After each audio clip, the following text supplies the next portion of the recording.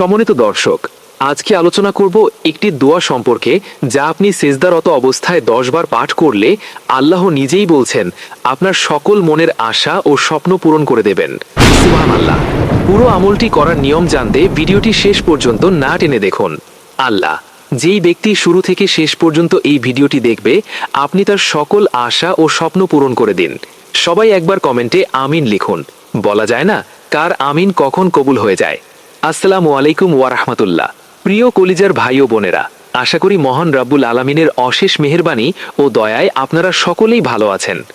সুপ্রিয় দর্শক, আজকে আলোচনা করা হবে একটি দোয়া সম্পর্কে যা আপনি সিজদারত অবস্থায় 10 বার পাঠ করলে আল্লাহ মহান আপনার সকল মনের আশা পূরণ করে দেবেন। এমনকি আপনি যা চাইবেন আল্লাহ পাক আপনাকে তাই দান করবেন ইনশাআল্লাহ। সবার আগে এই ইসলামিক ভিডিওকে সম্মান জানিয়ে অবশ্যই ভিডিওতে একটা লাইক দিন। আমরা কে না চাই আমার চাওয়া পাওয়াগুলো পূরণ না হোক? সবাই চায়। আমি আল্লাহ তাআলার কাছে যা চাইব আল্লাহ যেন তাই পূরণ করে দেন।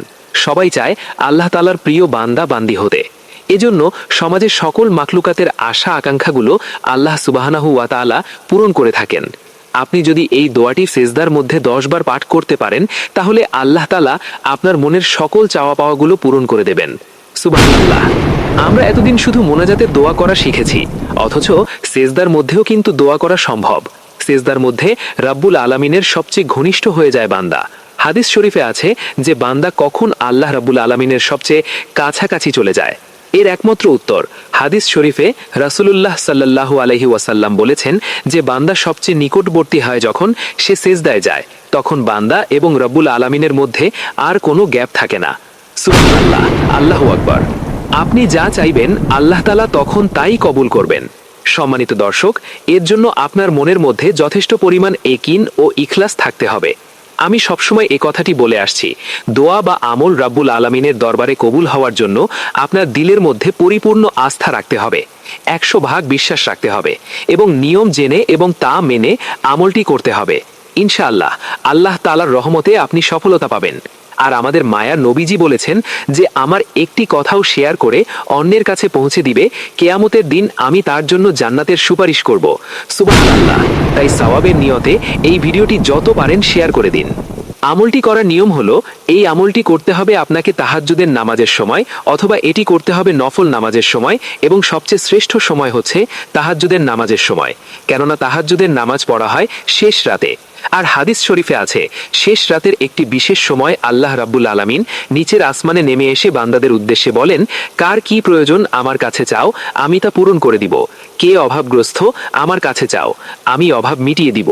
কে ঋণগ্রস্ত আমার কাছে চাও, আমি ঋণ পরিশোধ করার তৌফিক দান করব। আল্লাহু আকবার।